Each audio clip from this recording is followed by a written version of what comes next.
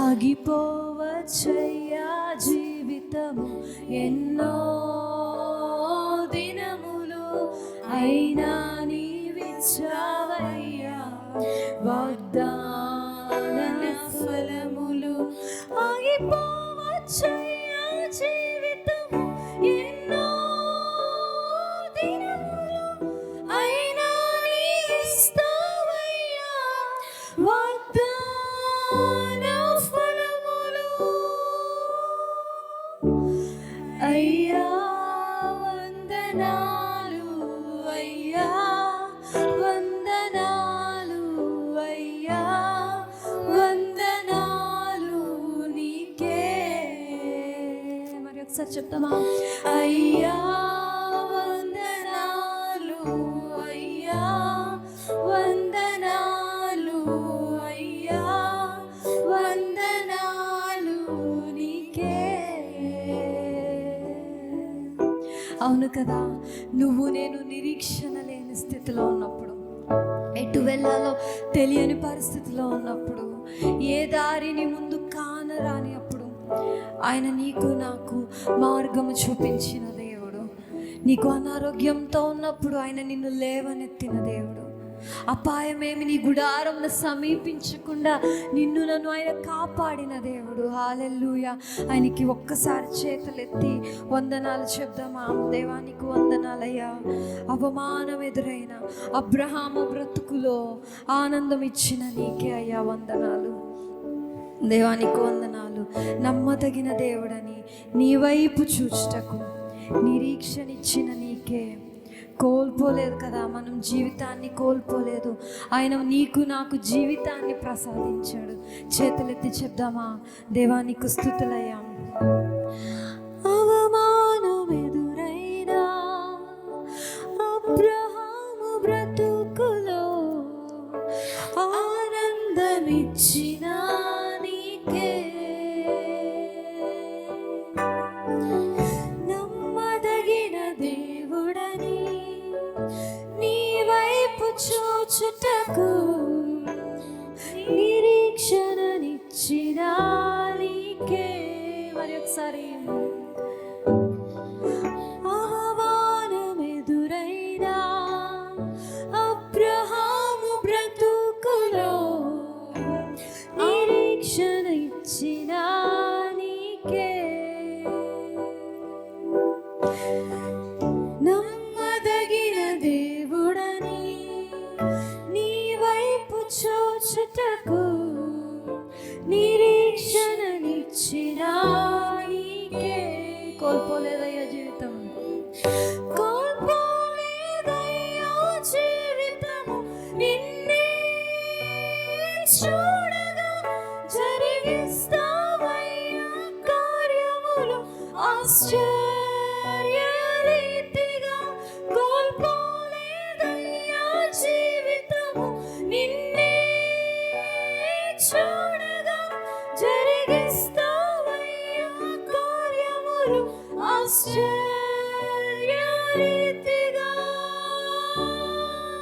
అయ్యా వందనాలు అయ్యా వందనాలు అయ్యా వందనాలు అయ్యా వందనాలు నీకే.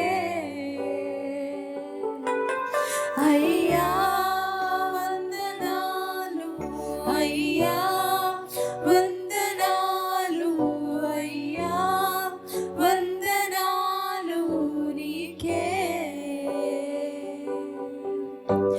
అవునయ్యా, కోల్పోలేదయ్యా జీవితం. నీలో ఉన్నప్పుడు నాకు జీవాత్మతో నింపావు, నీకు స్తుతులయ్యా. నిరీక్షణతో నన్ను బ్రతికించావు, నీకు వందనాలు. ఎన్ని అవమానాలు ఎదురైనా, ఎన్ని పరిస్థితులు తారుమారైనా దేవా, నువ్వు జీవింప చేసావు, నీకు వందనాలు.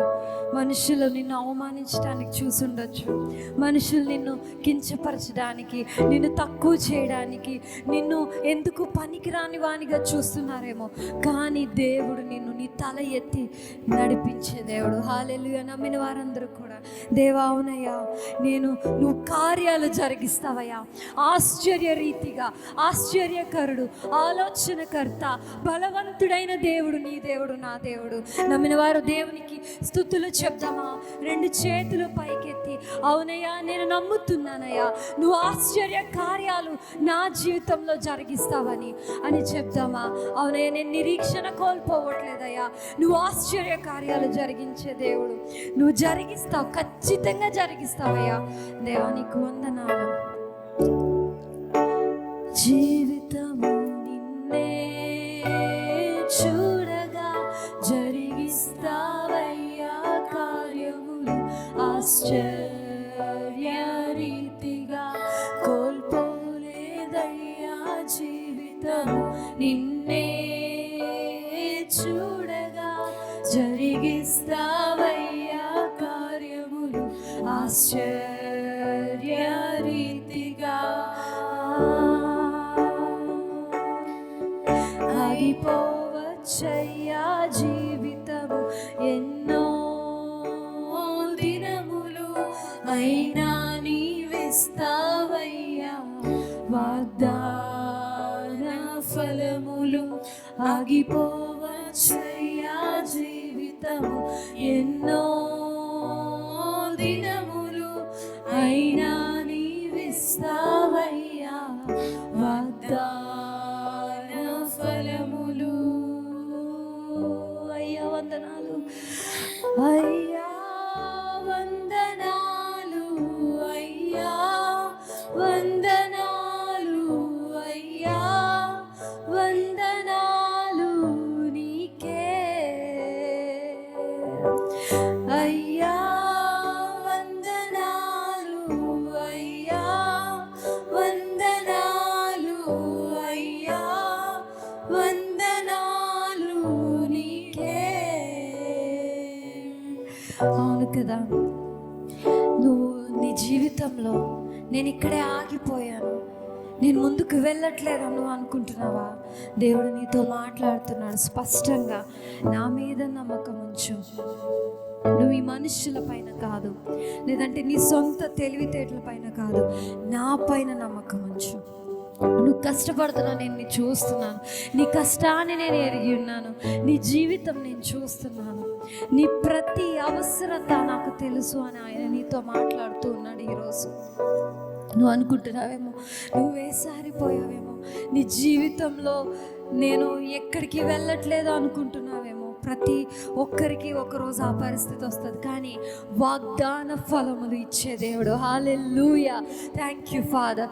ఆయన ఇశ్రాయేలీలు ఐగుప్తులో ఉన్నప్పుడు, వారు ఎంతో కాలం బానిసత్వాన్ని అనుభవించినప్పుడు దేవుడు మోషేని ఎన్నుకొని మోషే ద్వారా ఇశ్రాయేలీలను ఆయన ఇశ్రాయేలుకు చేర్చాడు. హల్లెలూయా.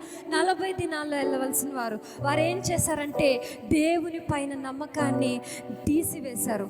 నువ్వు కూడా ఎక్కడో దేవుని పైన నమ్మకాన్ని, విశ్వాసాన్ని కోల్పోతున్నావేమో, ఒక్కసారి ఆలోచించు. ఆయన పైన నమ్మకం ఉంచితే నువ్వు 40 రోజుల్లో నీ వాగ్దాన దేశమునకు నిన్ను ఆయన నడిపించే దేవుడు, వాగ్దాన ఫలములు నీకు ఆయన దయచేసే దేవుడు. నీతో మాట్లాడుతున్నాడు ఆయన స్పష్టంగా. ఎవరితో దేవుడు మాట్లాడుతున్నాడో నాకు తెలియదు, కానీ ఆయన పరిశుద్ధాత్మ దేవుడు నీతో స్పష్టంగా మాట్లాడుతూ ఉన్నాడని నేను నమ్ముచున్నాను. దేవుడు నీతో చెప్తూ ఉన్నాడు, నువ్వు ఎక్కడో అవిశ్వాసంతో ఉన్నట్లున్నావు, దేవుని పైన నమ్మకం ఉంచు, ఆయన పైన విశ్వాసాన్ని ఉంచు. ఆయన ఎర్ర సముద్రాన్ని 2 పాయలుగా చీల్చి నడిపించిన దేవుడు, నిన్ను నన్ను నడిపించడానికి ఆయన సిద్ధంగా ఉన్నాడు.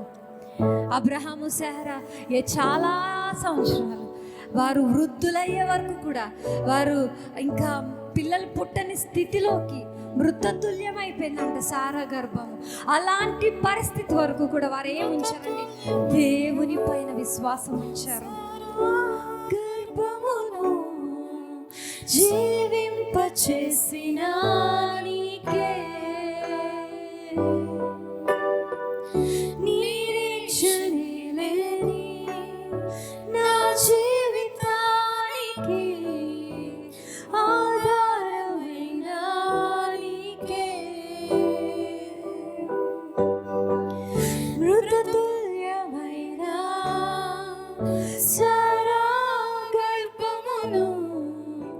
జీవింపచేసిన నీకే.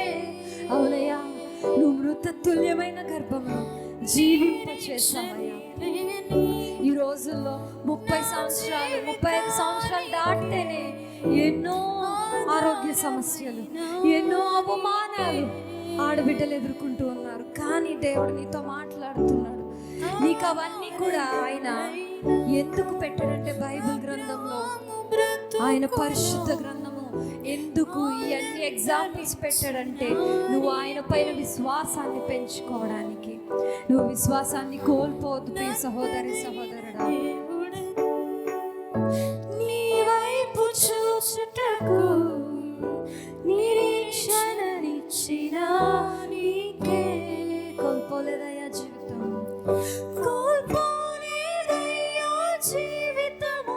నిన్నే చూడగా జరిగిస్తావయ్యా కార్యములు ఆశ్చర్యరీతిగా. కోల్పోలేదయ్యా జీవితము. నిన్నే చూడగా జరిగిస్తావయ్యా కార్యములు ఆశ్చర్యరీతిగా.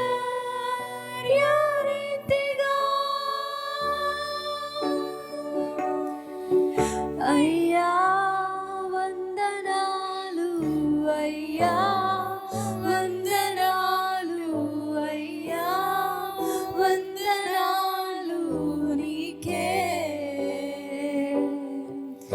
అయ్యా వందనాలు, అయ్యా వందనాలు, అయ్యా వందనాలు నీకే. అవునయ్యా, నీకే వందనాలయ్యా. ప్రార్థన చేసుకుందామండి. అందరూ తలలు వంచి కళ్ళు మూసుకొని ఆయన పైన నమ్మకాన్ని, విశ్వాసాన్ని పెడదామా. దేవా, నీ పైన మాత్రమే నేను నమ్మకం ఉంచుతున్నానయ్యా. నీ పైన మాత్రమే నా విశ్వాసము నాయన. నువ్వే నా వెలుగు, నువ్వే నా జీవము తండ్రి. నీకు వందనాలు.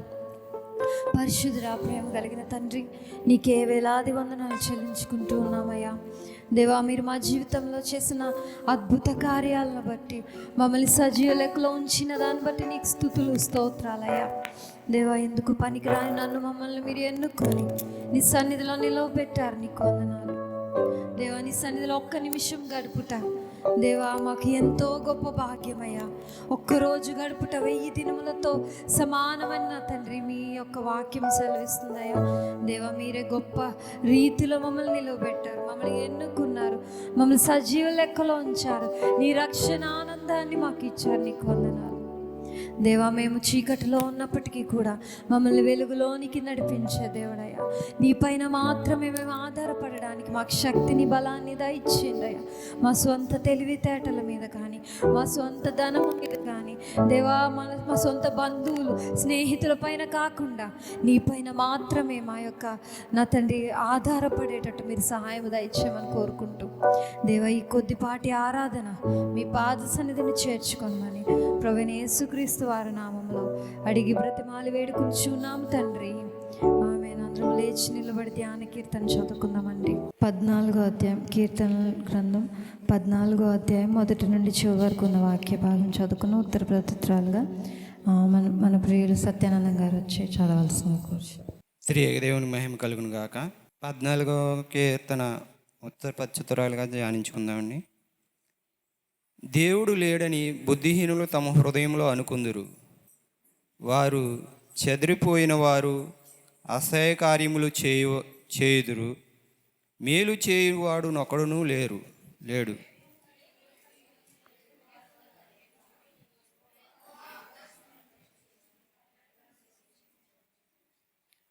వారందరూ దారి తొలగి బొత్తిగా చెడి ఉన్నారు. మేలు చేయువారు ఎవరునూ లేరు, ఒక్కడైననూ లేడు.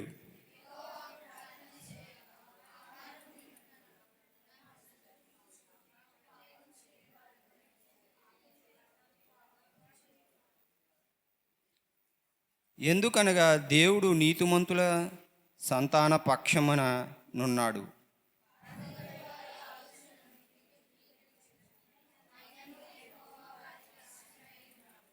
సియోనులో నుండి ఇశ్రాయేలునకు రక్షణ కలుగు గాక. యెహోవా చెరలోని తన ప్రజలను రప్పించినప్పుడు యాకోబు హర్షించును, ఇశ్రాయేలు సంతోషించును. దేవుడి వాక్యం దీవించును గాక. ఆమె. ప్రియమైన దేవుని బిడ్డలారా, ప్రభువైన యేసుక్రీస్తు నామంలో మీ అందరికీ శుభాలు తెలియజేస్తూ ఉన్నాను.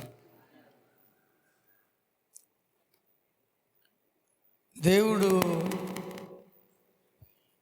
మరి ఒక ఆదివారం మనకి ఇచ్చాడు. అందుని బట్టి మనం దేవుని స్తుతించాలి.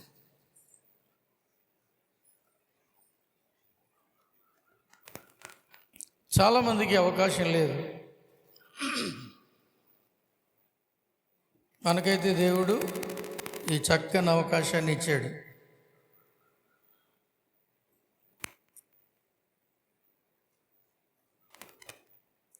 ఈ జూన్ నెలలో ఇది ఎన్నో ఆదివారం?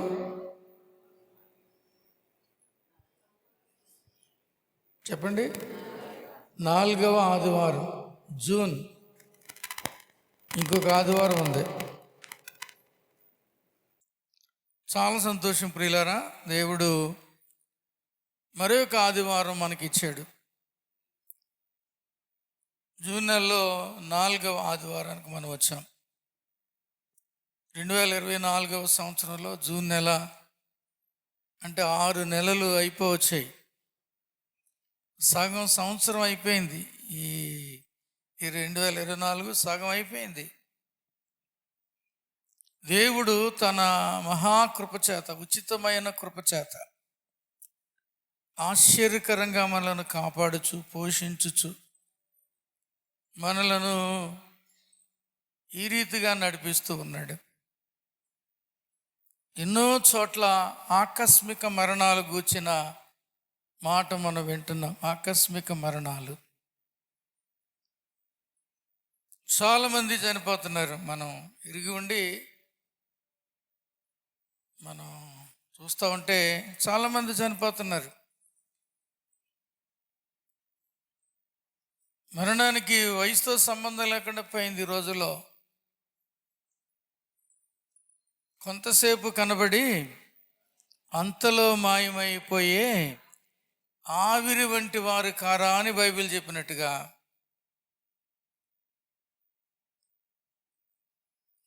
ఆకస్మికమైన మరణాలు.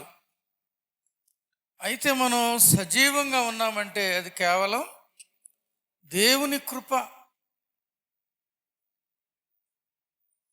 రాత్రి నేను తాడేపల్లిగూడ నుంచి వస్తున్నాను. అలంపురంలో 3 చెరువుల సెంటర్ అని ఉంటుంది అలంపురం రోడ్లో. అది కొంచెం ప్రమాదకరమైన ప్లేస్. యాక్సిడెంట్స్ అన్నీ అక్కడే జరుగుతాయి. దొంగలు అక్కడే పడేవారు పూర్వం. ఆ 3 చెరువుల సెంటర్లోనే దారి కాచి దొంగలు కొట్టేసేవారు. ఎన్నో యాక్సిడెంట్స్ జరుగుతాయి. మా బావగారు ఇంజనీర్ గారు తమ్ముడు ఆటో కూడా అక్కడే యాక్సిడెంట్ అయ్యి 8 ఎంతమంది చనిపోయారు. ఆ సెంటర్ అది. సరిగ్గా అక్కడికి వచ్చేసరికి అకస్మాత్తుగా జస్ట్ మాకు అది సన్నగా ఉంది. అది కుక్క కాదు, ఖచ్చితంగా అది నక్క. మా బండికి దానికి అడుగున్నర తేడాలో దాటింది. ఇలాగ మేము 45 స్పీడ్లో వస్తున్నాం. పైగా వాతావరణం బాగాలేదు, వర్షం వస్తుంది, చినుకులు పడుతున్నాయి. అందులో వస్తా ఎందుకో నేను 60 వచ్చేవాడిని 45 స్పీడ్ చేశాను. అదే టైంలో 60 స్పీడ్లో ఉంటే చిన్న బండి కదా, ఏమంటారు దాన్ని, స్కూటర్, చిన్న బండి అది. ఆ చిన్న బండి అయినా పెద్ద బండి అయినా దానికి తగిలితే ఏమైపోదు. మేము ఆ వెనకాల ప్రసాద్ గారు కూర్చున్నారు. అయ్య బాబాయ్ ఎంత అద్భుతం చేసావు దేవా, యేసయ్య వందనాలు నాయన, స్తోత్రం దేవా నీకు వందనాలు దేవ, ఎంత గొప్ప దేవుడు నాయన. ఆయన కంగారు పడిపోయారు. ఆయన చీకటి అర్ధరాత్రి 10 గంటల 5 నిమిషాలు అయింది. 7:30 గంటలు 7 ఆ టైంలో 5-5.5 అడుగుల పొడవున్న పెద్ద త్రాచుపాము. మా అటువైపు గోడ నుండి ఈ షెడ్లోకి చక్కగా తాయితీగా ప్రయాణం చేసుకుంటూ వచ్చి నా బుల్లెట్ కింద నుండి ఆ షెడ్లోకి వెళ్ళింది. నేను అప్పుడే ఊరు నుంచి వచ్చి కూర్చున్నాను, ఈ బెల్ట్ లూజ్ చేసుకుని కూర్చున్నాను. నేను కర్రలు 5-6 కర్రలు కొని నాకు అందుబాటులో ఉండే చోట్ల పెట్టాను నేను. ఎందుకంటే ఇక్కడ పాములు ఉంటాయని తెలుసు, చాలా స్పీడ్గా వెళ్ళి కొట్టేయడానికి అందుబాటులో ఉండేలాగా కర్రలు పెట్టాను. ఒకటి ఆ గదిలో మూల పెట్టాను, ఇంకొకటి ఏమో ఈ మూల పెట్టాను, వాషింగ్ మిషన్కి వెళ్ళి మూల, ఇంకొకటి ఏమో గేటు దగ్గర పెట్టాను, ఇంకొకటి ఏమో లోపల పెట్టాను. 4 కర్రలు కొని మొన్నే ఈ సంవత్సరంలోనే. మా పిల్లలు ఏం చేశారంటే, చుట్టాలు వస్తున్నారు, వాళ్ళు వస్తున్నారు, వీళ్ళు వస్తున్నారు, ఈ కర్రలు ఏంటి అని వీటన్నిటిని అక్కడక్కడ తీసుకెళ్ళి పాడేశారు. కర్ర దొరకలేదు.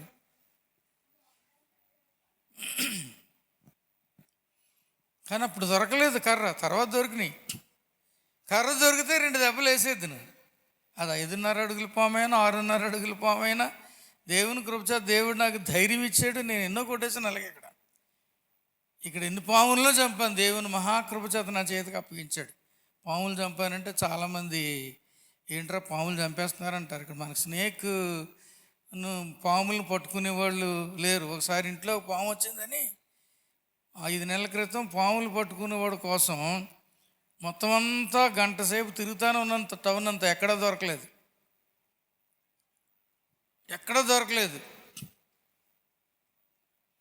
ఒకడి గురించి మాత్రం చెప్పారు, ఆడు పాము గారు చచ్చిపోయాడు, మొన్న చచ్చిపోయాడు అన్నారు ఒకడి గురించి.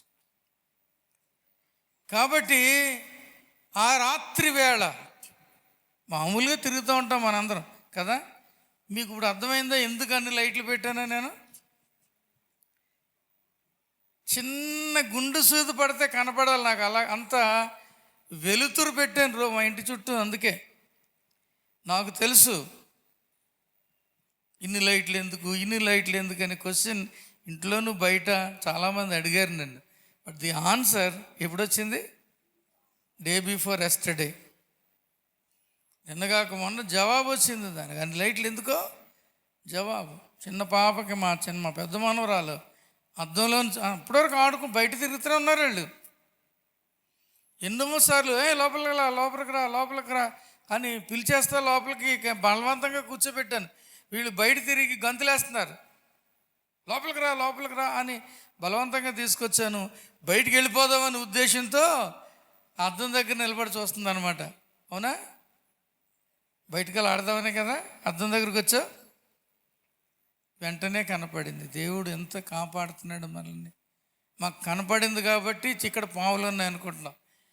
మనం మొన్న అదే రోజు రాత్రి ఆ గడ్డిలో ఆ రోడ్డు ప్రక్కనే అక్కడ మీటింగ్ పెడితే ఆ స్టేజ్ మీద కూర్చున్నాను. కానీ ఆ గడ్డి మీద నడుచు కూర్చున్న వాళ్ళందరికీ నాకు భయమే. ఇంకా పొలాలకు దగ్గరది, ఇంకా రోడ్డుకి దగ్గర ఆ ప్రాంతం అన్ని పాములే. కట్ల పాములు, త్రాచు పాములు, రక్త పింజీర్లు ఉన్నాయి మనకి ఇక్కడ ఈ ప్రాంతంలో. మనకున్న ఏంటంటే కట్ల పాములు, త్రాచు పాములు, రక్త పింజీరులు. The most dangerous snakes. త్రాచు పాముకు మించింది కట్ల పాము అయితే, కట్ల పాముకు మించింది రక్త పింజీరు. అయ్యా అంత డేంజరస్ పాములు ఇక్కడ ఉన్నాయి మన కాలనీలో. దేవుడు మనలను కాపాడుతూ ఉన్నాడు, సజీవ లెక్కలో ఉంచాడు, ఆశ్చర్యకరంగా మనకు సహాయం చేస్తున్నాడు. కాబట్టి మనం ఏం చేయాలి? దేవుణ్ణి స్తుతించాలి, ఘనపరచాలి, కొనియాడాలి, మహిమపరచాలి. దేవుని నామాన్ని మనం ప్రతిక్షణం నామస్మరణం చేసుకుంటూ ఆయనను ఘనపరుస్తూనే ఉండాలి. కాబట్టి దేవుని వాక్యంలో మనం చూద్దాం. దేవునిని ఘనపరిచిన ఒక వ్యక్తి ఇక్కడ ఉన్నాడు. ఆదికాండం 39వ అధ్యాయం, ఆదికాండం 39వ అధ్యాయం 8వ వచనం చదవండి. 40 అధ్యాయం 8. ఆదికాండం 40:8. అందుకు వారు, మేము కలలు కంటిమి, వాటి భావము చెప్పగలవారెవరు లేరని అతనితో అనగా, యోసేపు వారిని చూచి, భావములు చెప్పుట దేవుని ఆధీనమే కదా. అలాగే 41:16 చదవండి.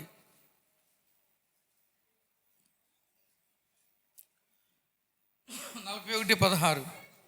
యోసేపు, అది నా వలన కాదు, దేవుడే ఫరోకు క్షేమకరమైన ఉత్తరం ఇచ్చునని ఫరోతో చెప్పాను. యోసేపు, గత కొన్ని వారములుగా యోసేపు జీవితంలోని ధ్యానాలు మనం చేసుకుంటా ఉన్నాం. అనేకమైన పాఠాలు యోసేపు జీవితంలోంచి నేర్చుకుంటూ ఉన్నాం. యోసేపు ఇక్కడ అంటా ఉన్నాడు, కలలకు భావము చెప్పుట దేవుని ఆధీనమే. 41:16 ఏమంటున్నాడు? అది నా వలన కాదు, దేవుడే ఫరోకు క్షేమకరమైన ఉత్తరం ఇచ్చును. యోసేపు జీవితంలో కనపడే మరొక అద్భుతమైన లక్షణం ఇది. చాలా అద్భుతమైన లక్షణాలు యోసేపు జీవితంలో మనం చూస్తూ ఉన్నాం. There are so many things. యోసేపు ఎలాంటి వాడు? పాపమును ద్వేషించినవాడు. రెండవదిగా చెడుతనమును ద్వేషించినవాడు. రెండవదిగా చెప్పండి, 37వ అధ్యాయంలో ఏమి నేర్చుకున్నాం మనం? ఉన్నతమైన ఆశయాలు కలిగిన వాడు, నమ్మకస్తుడు, విధేయత కలిగిన వాడు, తిరుగుబాటు చేయనివాడు. గుర్తులేదు, ఇవన్నీ మర్చిపోయారా? తిరుగుబాటు చేయలేదు. వాళ్ళ అన్నయ్యలు పట్టుకుని గుంట్లో పడేస్తుంటే యోసేపు వాళ్ళ మీద తిరగబడినట్టు ఏమీ లేదు. He was not rebellious at all. అలాంటి యోసేపు ఫరో ఇంటిలో మనం చూస్తే, ఆ తర్వాత మనం నేర్చుకున్న నమ్మకస్తుడుగా ఉన్నాడు. అది కూడా మనం నేర్చుకున్నాం. ఫరో పోతీఫర్ ఇంటిలో ఏమంటారు, ఆ ఐగుప్తు రాజ్యంలో ఒక ఉన్నతమైన పొజిషన్లో ఉన్న ఒక వ్యక్తి పోతీఫరు. ఆ పోతీఫర్ ఇంటిలో అతను ఎలాగున్నాడండి?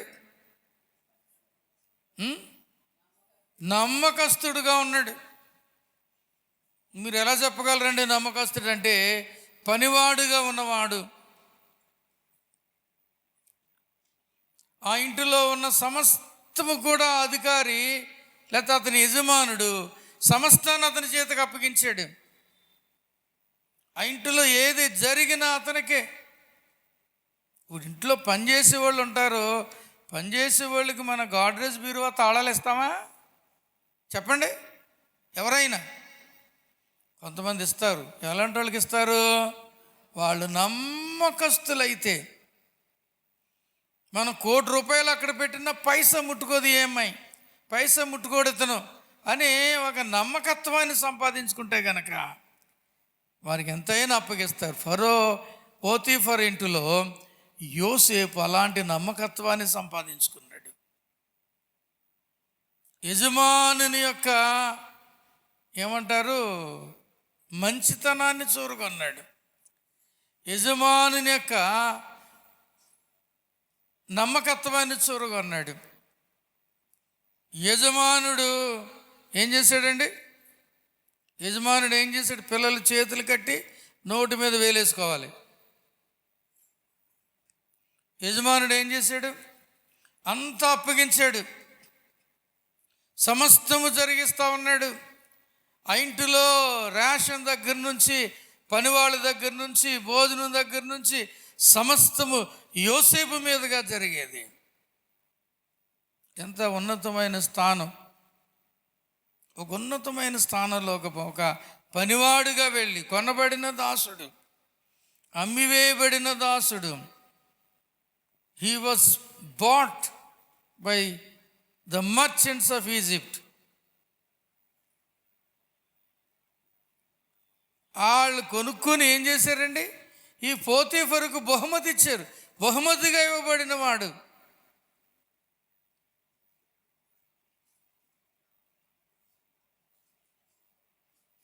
అంటే కట్టుబానిస.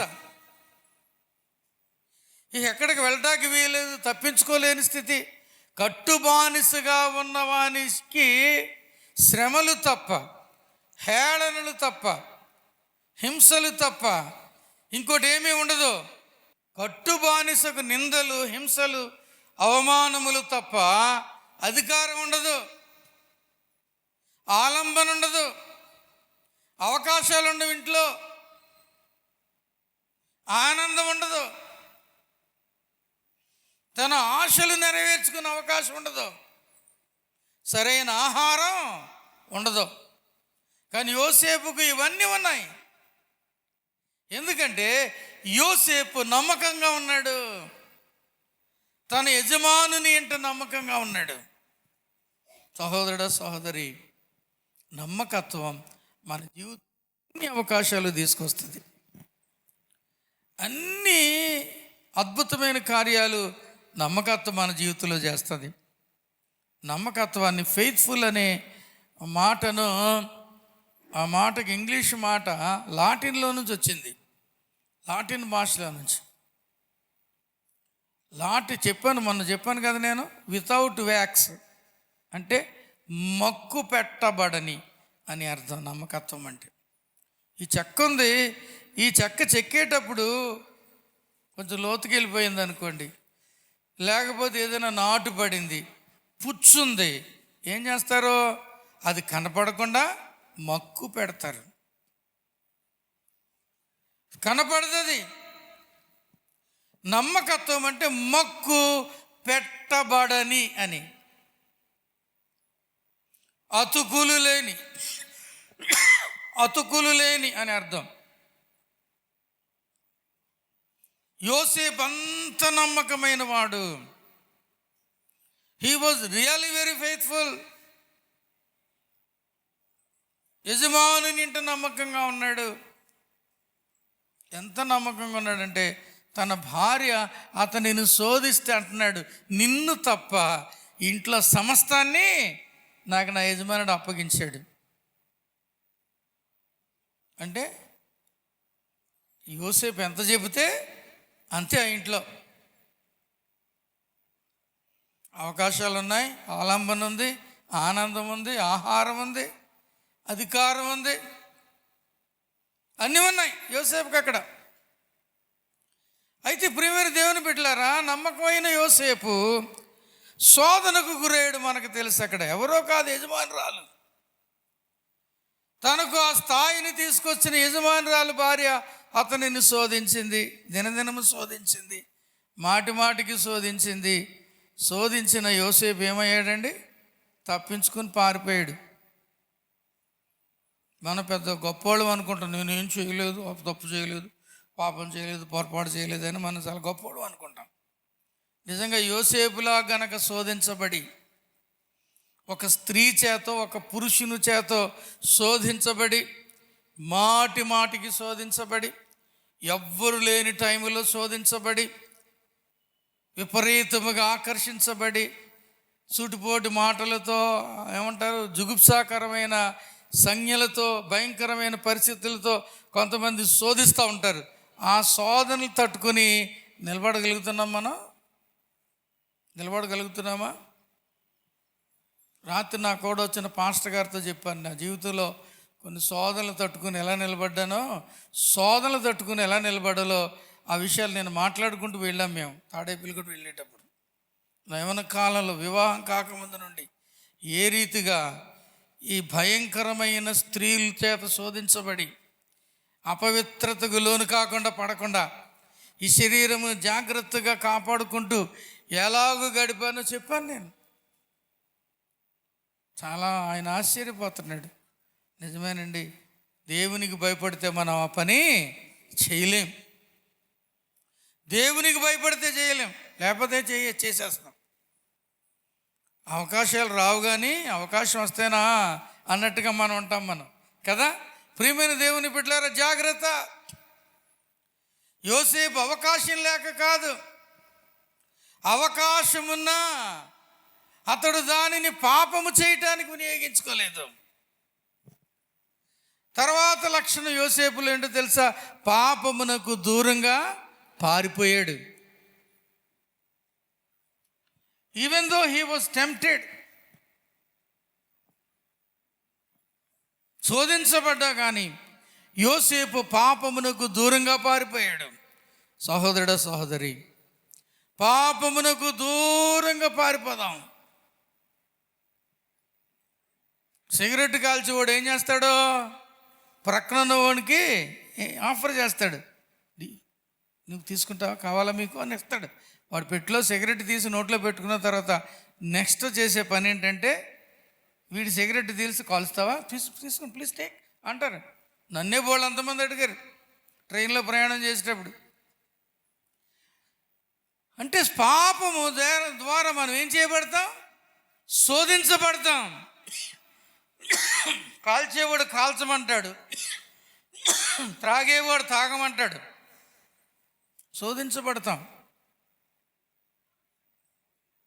స్త్రీల చేత శోధించబడతాం, పురుషుల చేత శోధించబడతాం, డబ్బు విషయంలో శోధించబడతాం, పేరు ప్రతిష్టల విషయంలో శోధించబడతాం, అనేకమైన సందర్భాల్లో శోధించబడతాం. మనం శోధించబడినప్పుడు మనం ఏం చేయాలండి? పారిపోవాలి పాపానికి దూరంగా.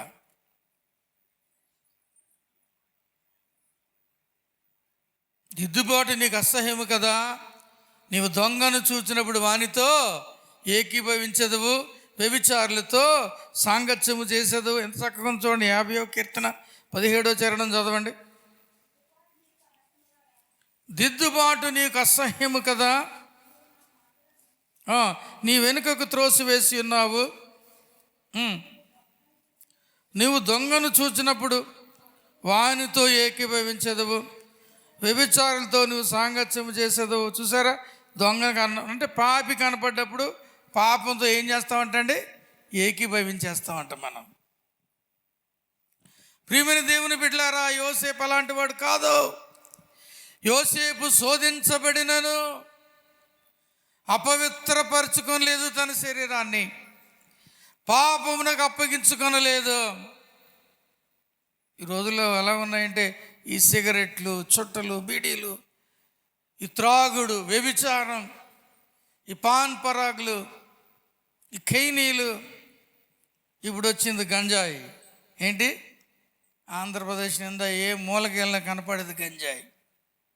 మాదక ద్రవ్యాలు కూడా ఎక్కువైపోయింది.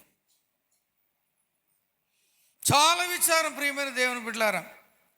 డెలిబరేట్గా గంజాయి పీలుస్తున్నారు, నవ్వులుతున్నారు. గంజాయికి బానిసలు అయిపోయారు. ఇంకా పేరు పెట్టేస్తున్నారు, గంజాయి బ్యాచ్ అండి, ఇది గంజాయి బ్యాచ్, అది గంజాయి బ్యాచ్ అని పేరు పెడుతున్నారు. ప్రియులారా, ఒకసారి మన ఆలోచన చేసుకుందాం. దేవునికి మన జీవితంలో ప్రాముఖ్యమైన స్థానాన్ని ఇద్దాం. పాపమును అసహించుకొని అపవిత్రతకు చోటివ్వకుండా, అపవిత్రతను కాదని తోసిరాజని మనం ఏం చేయాలండి? దేవునికి చోటిద్దాం మన జీవితంలో. యోసేపు శోధించబడినను ఆ స్త్రీని విడిచి పారిపోయాడు, పరిగెత్తేసాడు అంతే. ఇంగ్లీష్లో పారిపోయిన దగ్గర ఫ్లీ అనే పదం వాడబడింది. అంటే ఫ్లై, ఫ్లీ, ఫ్లోన్ ఇంగ్లీష్లో అంటే ఎగరటం, ఎగిరిపోయాడు అంతే. ఇప్పుడు నేల మీద పరిగెడుతున్న వాడిని ఏదో విధంగా దొరికేయచ్చాడు, కానీ ఎగిరిపోయిన వాళ్ళని ఎలా పట్టుకుంటాం? అందుకే ఇంగ్లీష్లో 2 తిమోతి 2:22లో మీ అవినేచ్చుల నుంచి పారిపోమ్ము అని ఉంటుంది తెలుగులో. ఇంగ్లీష్లో flea away from your youthfulness అని ఉంటుందండి. చదవండి 2:22, తిమోతి 2వ పత్రిక 2:22. నీవు యవనేచ్ఛల నుండి పారిపోము, పవిత్ర హృదయులై ప్రభువునకు ప్రార్థన చేయవారితో కూడా నీతిని, విశ్వాసమును, ప్రేమను, సమాధానమును వెంటాడము. అక్కడ నీవు యవనేచ్ఛల నుండి పారిపోము అన్న దగ్గర ఇంగ్లీష్లో కింగ్ జేమ్స్ వర్షన్లో flee away from all your youthfulness అని ఉంటుంది. ఎగిరిపోవాలంటే యవనేచ్ఛల నుండి. యోసేపు పారిపోయాడంటే ఏం చేశాడు? ఎగిరిపోయాడు అన్నమాట. అందనంతగా వెళ్ళిపోయాడు. పాపము చేత శోధించబడినప్పుడు, స్త్రీ లేక పురుషుని చేత శోధించబడినప్పుడు, త్రాగుడు కొరకు శోధించబడినప్పుడు, సిగరెట్లు, బీడీలు, పాన్ పరాకులు, చుట్టలు, నవలటాలకు పీల్చడాల కోసం శోధించబడినప్పుడు మనము పారిపోవాలి, ఎగిరిపోవాలంట. అందనంత స్థితిలో వెళ్ళిపోవాలి. యోసేపు అలాగే వెళ్ళిపోయాడు. వెళ్ళిపోయి ఏమంటున్నాడండి? 9వ వచనం చదవండి. 9వ వచనం చదవండి. పారిపోకముందు ఏమంటున్నాడు? 39:9 ఆదికాండం లాస్ట్ లైను. ఇంత ఘోరమైన దుష్కార్యము చేసి కాబట్టి నేనెట్లు ఇంత ఘోరమైన దుష్కార్యము చేసి దేవునికి విరోధముగా పాపము కట్టుకుందని తన యజమానిని భార్యతో అంటా ఉన్నాడు. ఇక్కడ ఇంకో లక్షణం కనపడుతుంది. హీ వాజ్ గాడ్ ఫియరింగ్, దేవునికి భయపడేవాడు. కాబట్టి నేను ఎట్లు ఇంత ఘోరమైన దుష్కార్యమును చేసి దేవునికి విరోధంగా నేను పాపం కట్టుకుంటాను అంటున్నాడు. దేవునికి భయపడుతున్నాడు ప్రియులరా. దేవునికి భయపడాలి. అక్కడ ఎవరు లేని సమయం చూచి శోధిస్తున్నాను బైబిల్లో.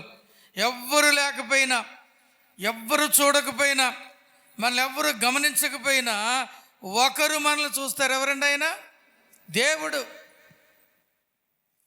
ఆయన కన్నులకు చీకటి అయినను చీకటి కాకపోవను. బైబిల్లో చూస్తాం, కంటిని నిర్మించిన వాడు కానకుండునా అని. 23:23 చూస్తాం, మనము వెళ్ళే త్రోవలన్నిటినీ ఆయన నేను ఎరుగుదును, నా దృష్టి ఉంచి ఉన్నాను అంటున్నాడు. చూస్తూ ఉంటాడంట మనలను. He watches, he looks. ఆయన చూచినప్పుడు నీ మార్గాల్లో, నువ్వున్న పరిస్థితులలో దేవుడు చూస్తున్నాడని నువ్వు గుర్తుపెట్టుకోవాలి. యోసేపు చుట్టూ ఎవరు లేరు, ఆ ఇంటిలో ఎవరు లేరు, ఎవరు చూడట్లేదు. యవనస్తురాలైన తన యజమానిని భార్య శోధించు అతని మీద పడి అతను పట్టుకున్నప్పుడు నేను ఎట్లు ఇంత ఘోరమైన దుష్కార్యము చేసి దేవునికి విరోధంగా పాపం చేస్తాను అని అడుగుతున్నాడు. అంటే దేవుడు చూస్తున్నాడు, దేవుడు గమనిస్తున్నాడు. నేను దేవునికి విరోధంగా పాపం చేయలేను. నువ్వు చెప్పగలవా ఈ మాట? మనం చేసే పాపములు ఎవరికి విరోధం? దేవునికి విరోధం. అందుకే యాకోబులో మనం చూస్తాం 4లో, ఈ లోక స్నేహము దేవునితో వైరమని మీరు ఎరుగరా అని ఉంటుందండి. లోక స్నేహం అంటే ఏంటి? లోకం అంటే ఏంటి? లోకములో యోహాను 1 2:15 లోకములో ఉన్నదంతేనగా శరీరాశ, నేత్రాశ, జీవోపడంబము. ఈ లోకముతో ఎవరైతే స్నేహం చేస్తారో వారు దేవునికి ఎలా ఉంటారంట? విరోధులైపోతారు. అందుకే యోసేపు అంటున్నాడు, ఇంత ఘోరమైన దుష్కార్యం ఎట్లు చేస్తాను నేను, దేవునికి విరోధంగా పాపం ఎట్లు చేస్తాను అంటున్నాడు. జాగ్రత్త సహోదరుడు, సహోదరి. ఎవ్వరు చూడట్లేదు కదా అనుకుని ఈ తోపుడు బళ్ళు వస్తాయి, కూరగాయలు అని అమ్ముతూ ఉంటారు. తోపుడు బళ్ళ మీద, సైకిల్ మీద సంచెట్టుకుని కూర్చుని నిలబడతారు. నేను ఎంతోమందిని చూశాను. నేను ఏం చేస్తారు తెలుసా? మెల్లగా ఒక వంకాయ, ఒక టమాటో, ఒక ఉల్లిపాయ ఇందులో వేసేస్తూ ఉంటారండి, సంచిలో వేసేస్తూ ఉంటారు. చాలామందిని చూశాను నేను. ఏంటండి అని, ఏం చేశాను అని మళ్ళా బోర కోసం వాళ్ళగా అరుస్తారు. మళ్ళా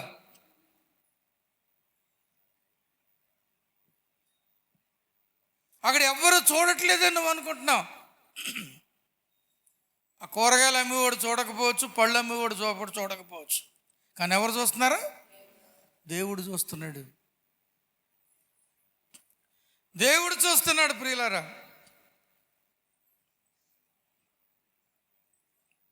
ఈ వంకాయ ఇలా చూస్తూ ఉంటాడు.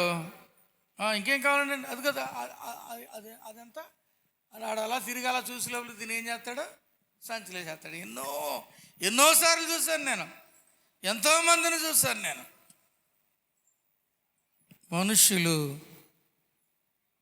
మనుషులు ఎలా ఉన్నారు? చేతులు కట్టండి. మనుషులు ఎలా ఉన్నారు? దేవునికి భయపడట్లేదు. నీ చుట్టూ ఎవరు లేకపోయినా అక్కడ ఒకళ్ళు ఉన్నారు. ఎవరండి? దేవుడు ఉన్నాడు. ఆయన నేత్రం ఉంది, ఆయన కన్ను ఉంది, ఆయన నిన్ను చూస్తున్నాడు. జాగ్రత్త, ఆయన నిన్ను చూచేవాడు, నిన్ను చూస్తున్నాడు. ఆయన చాలా జాగ్రత్తగా ఉండాలి మన జీవితంలో. కాబట్టి యోసేపు దేవునికి భయపడుతున్నాడు, దేవుడు చూస్తున్నాడని ఉన్నాడు. యోసేపు ఏం చేశాడు? నమ్మకంగా ఉన్నాడు, పాపానికి ఇష్టపడలేదు, దేవునికి భయపడ్డాడు, పాపానికి దూరంగా పారిపోయాడు. దానికి ప్రతిఫలం ఏంటి? మేలు చేసి కీడు తెచ్చుకున్నట్టుగా పాపం చేయకుండా పారిపోతే ఆ స్త్రీ తన చేతిలో ఉన్న ఆ బట్టను పట్టుకుని, ఇదిగో చూసావా ఈ పడుచువాడు ఏం చేశాడు, నన్ను అవమానపరచడానిక నువ్వు తీసుకొచ్చావు వీడిని ఇంట్లోకి. తను అనుకున్నది సాధించకపోయేసరికి ఆడ మనిషి ఏం చేస్తుంది చూడండి. ఆడవాళ్ళు చాలా ట్రిక్కిష్. జాగ్రత్త పురుషులారా, చాలా జాగ్రత్త. తాను అనుకున్నది సాధించలేకపోతే నిందంతా ఎవరి మీద నెట్టేద్దే? నీ మీదగా నెట్టేద్దే. నువ్వే తప్పు చేసావంటది. అలాగని అందరూ కాదు, కొంతమంది ఆడవాళ్ళు కూడా చాలా మంచి వాళ్ళు ఉంటారు. చాలా ఇక్కడ మాత్రం జరిగింది. అది ఏం చేసిందండి? ఈమె శోధించింది, ఈమె వెంటాడింది, ఈమె పట్టుకుంది, ఈమె లాగింది, ఈమె చేసింది. తన పై బట్టను పట్టుకుని రమ్మని గౌను లాగిందేమో, ఇతడు వదిలించుకొని వెళ్ళిపోయాడు. ఆ బట్ట వదులుకుని వెళ్ళిపోయాడు. చూసారా, ఇదిగో వాడు బట్ట నేను పట్టుకున్నాను అని వదిలిస్తే చెరసాలలో వేశారు అతన్ని. యోసేపు చెరసాలకు వెళ్ళాల్సి వచ్చింది. తప్పు చేయకపోయినా, పాపం చేయకపోయినా, పొరపాటు చేయకపోయినా, ఏ విధమైన అపవిత్రమైన క్రియలకు లోబడకపోయినా మనం ఏం చేయాల్సి వస్తుంది? ఒకసారి మనకి ఏమవుతాం మనం చెప్పండి? ఇలాంటి వాటికి గురి కావాల్సి వస్తుంది. ఇలాంటి వాటికి గురైనప్పుడు భయపడక మనం దేవుని మీద ఆధారపడి దేవుని తట్టు తిరిగి నేను మంచి చేశాను నాయన, ఇది వచ్చేసింది నాకేం పర్వాలేదని అనుకోవాలి. నేనేం తప్పు చేయలేదు అంటే నాకే వస్తున్నాయని ఆడకూడదు. కొంతమంది ఏమంటారు? నేనేం తప్పు చేయలేదు, నేనేం చేయలేదు, మంచికి పోతే చెడ్డ ఎదురైంది, నాకు అన్నీ ఇలాగ వస్తున్నాయి, అన్నీ నా పీకి చుట్టుకుంటున్నాయి, నాకే చుట్టుకుంటే నువ్వు మంచి చేస్తే ఏదో దేని మంది ఆ మంచికి తగిన ప్రతిఫలం దేవుడిస్తాడు. నీతిమంతునికి కలుగు ఆపదలు అనేకములని బైబిల్లో ఉంది. అయితే వాటన్నిటి నుండి దేవుడు ఏం చేస్తాడో విడిపిస్తాడు. నీతిమంతులు 7 మార్లు పడినను తిరిగిలేస్తాడని బైబిల్లో ఉంది. సద్భక్తితో బ్రతుకును ఉద్దేశించిన వాడు హింస పొందుదురని బైబిల్లో ఉంది. కాబట్టి భక్తి, యథార్థత, నమ్మకం, నీతి కలిగి బ్రతకాలంటే శ్రమలు వస్తాయి, కష్టాలు వస్తాయి, ఇరుకులు వస్తాయి, ఇబ్బందులు వస్తాయి, పరీక్షలు వస్తాయి, శోధనలు వస్తాయి, అనేక రీతిలుగా మనం బాధించబడతాం. బట్ స్టిల్ మనం నీతి కొరకు ఏం చేయాలి? నిలబడాలి. నీతి కొరకు ఆకలి దప్పులు కలిగి ఉండాలి. నీతి కొరకు మనం నిలువబడినప్పుడు దేవుడు మన జీవితంలో అద్భుతమైన కార్యాలు చేస్తాడు. యోసేపును ఎక్కడ పెట్టాడు? దాన్ని తీసుకెళ్ళి దేవుడు. అయితే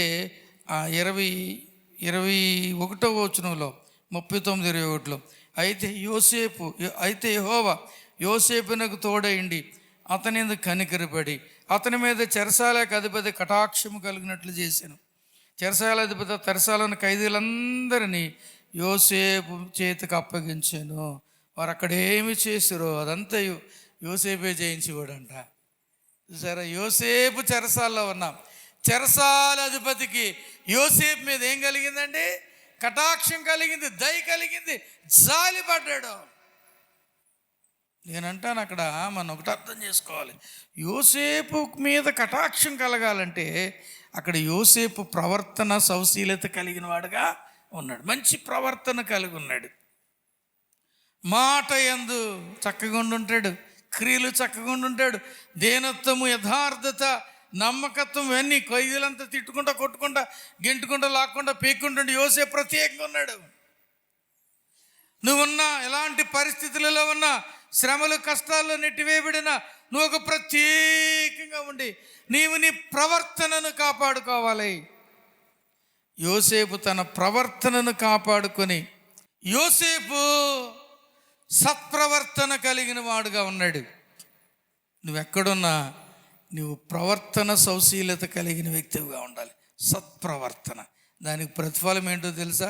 చెరసాలలో యోసేపు నిలబెట్టాడు, నాయకుడిగా పెట్టాడు. యోసేపు నాయకుడైపోయాడు అక్కడ.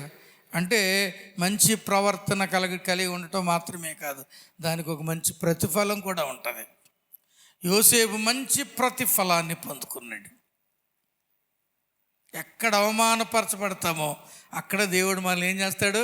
హెచ్చిస్తాడు, ఘనపరుస్తాడు. యథార్థంగా గనక ఉంటే, దేవుని చిత్తానుసారంగా గనక ఉంటే, పాపము చేయకుండా గనక ఉంటే, నువ్వెక్కడ అవమానపరచబడతావో అక్కడే దేవుడు నేను ఏం చేస్తాడు? ఒక ఉన్నతమైన స్థానంలో నిలబెట్టి నేను ఘనపరుస్తాడు. చప్పట్లు కూడా దేవుని స్తోత్రం చెల్లించండి. దేవుడి చేత ఘనపరచబడుతున్నాడు. ఇక్కడ యోసేపు ఉన్నతమైన స్థానంలో పెట్టబడ్డాడు.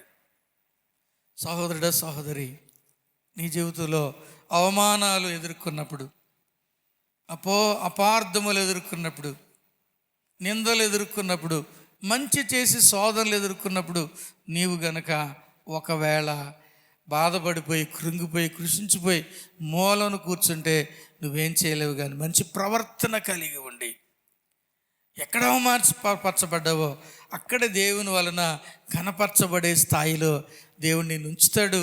అందుకొరకు నువ్వేం చేయాలి? ఎదురు చూడాలి. దేవుడు నేను కనపరుస్తాడు. He will exalt you. నా జీవితంలో ఎన్నోసార్లు అవమానపరచబడిన చోట రెట్టింపు ఘనతకు దేవుడు నన్ను ఘనతనిచ్చి నిలువబెట్టి, అవమానపరిచిన వాళ్ళకి వారికి అవమానం కలుగు చేసిన సందర్భాలు కోకొల్లలు ఈనాటికి చూస్తూ ఉంటాను. నేను ఎన్నోసార్లు అవమానపరచబడుతూ ఉంటాం. యథార్థంగా బ్రతికేవాళ్ళు, నీతి కొరకు ఆకలి దప్పు కలిగి ఉండేవారు అవమానం పరచబడతారు. వాళ్ళు పనిచేసే చోట, ప్రయాణం చేసే చోట, వాళ్ళు జీవించే చోట, ఇంటి దగ్గర, పనిలోను, బయట అవమానపరచబడతారు, హేళనకు గురవుతారు, గేలి చేయబడతారు. బట్ స్టిల్ మన ప్రవర్తన సౌశీలతను బట్టి వాటన్నిటినీ జయించి దేవుడిచ్చు ఘనతను మనం ఏం చేయాలి? పొందుకోగలగాలి. పొందుకుందామా? ఆ రీతిగా దేవుడిచ్చు ఘనతను పొందుకుంటానికి దేవుడు మనల్ని ఆశీర్వదించునుగాక. ఆమేన్. దేవుడి మాటలు మన వినికిడులు దీవించి మనల్ని బహుగా ఆశీర్వదించునుగాక. ఆమేన్.